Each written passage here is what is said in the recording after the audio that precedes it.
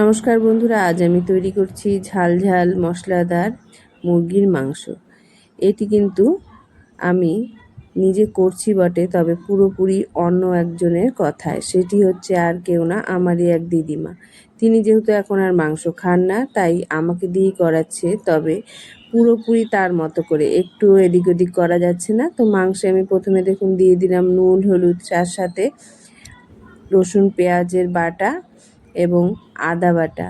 এখানে কিন্তু মশলা কিংবা তেলের আজকে কোনো কার্পণ্য হয়নি, কারণ কোনোটাই আমার মতো চলেনি। আমি যেহেতু প্রতিটি রেসিপিতেই দেখেন তেলটা একটু কম দেওয়ারই চেষ্টা করি, তবে আজকে পারিনি। আজ যেহেতু ওনার মতো করে করতে হয়েছে, তাই ওনার কথা মতো আজ আমার তেল মশলা কিন্তু সবই বেশি লেগেছে।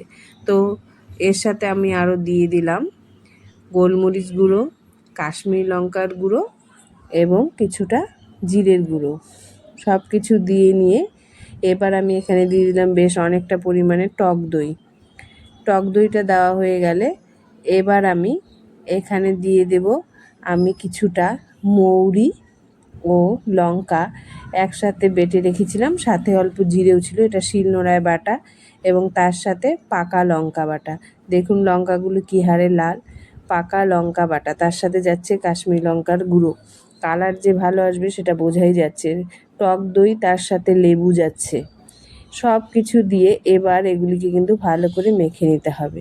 তবে হ্যাঁ, মশলা তেল বেশি হয়েছিল ঠিকই, একটু মশলা বেশি তেল দিয়ে রান্না করলে কি হবে, খেতে এত অসাধারণ হয়েছে। অনেক দিনই আমি রান্না করি, এটাও আজ আমি নিজেই রান্না করেছি, কিন্তু এর স্বাদ কিন্তু একদম আলাদা হয়ে গেছে।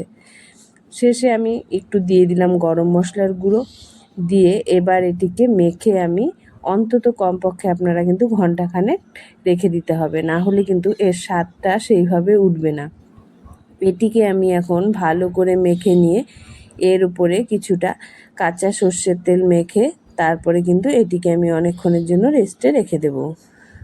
মশলা মাখার পরে ওনার কালার কিন্তু তাও পছন্দ হয়নি, আবার আমায় দিয়ে কিছুটা কাশ্মীরি লঙ্কার গুঁড়ো কিন্তু আবার করে দেওয়া করিয়েছে। এবার তেল এবং কাশ্মীরি লঙ্কার গুঁড়ো দিয়ে আবার আমি এটিকে ভালো করে মেখে নিয়ে এবার এটিকে কিন্তু আমি রেস্টে রেখে দিচ্ছি। গোলমরিচের সাথে গরম মশলা ও সব ধরনের মশলা পেঁয়াজ রসুনের সাথে একসাথে কাঁচা অবস্থায় দেখতেও এটি যেমন সুন্দর লাগছে, এত সুন্দর গন্ধ বেরিয়েছে আপনাদের কি বলবো।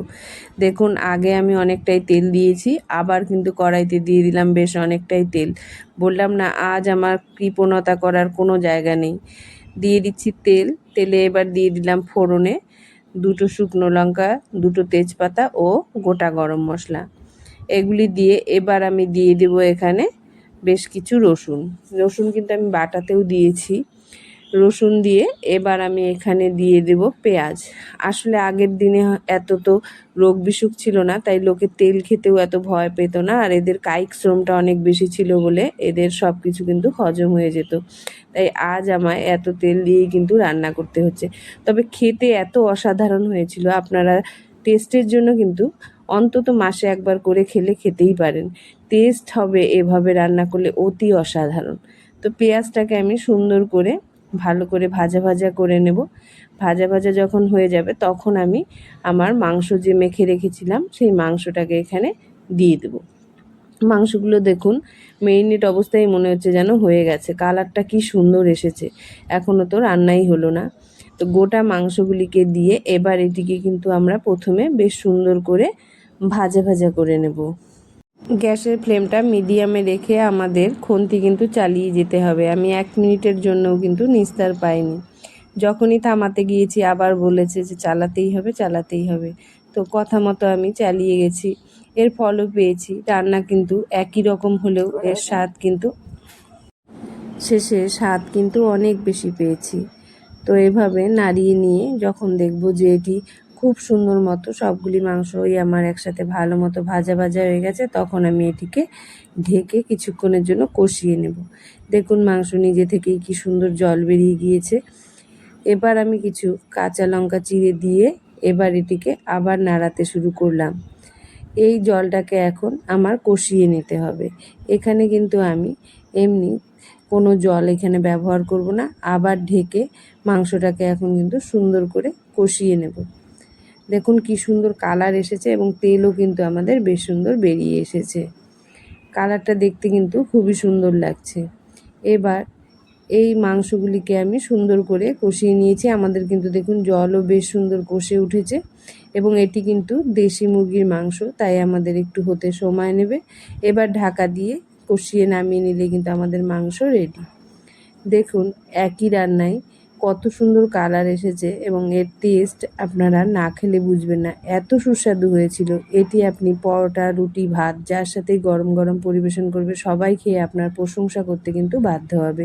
তো ভিডিওটি ভালো লাগলে অবশ্যই একটি লাইক ও সাবস্ক্রাইব করে দেবেন ও কমেন্ট করে জানাবেন আপনাদের কীরকম লাগলো এই ভিডিওটি। বড়দের হাতের ছোঁয়া না থাকলেও চোখের দেখাতেই কিন্তু টেস্ট অনেক বেড়ে যায়।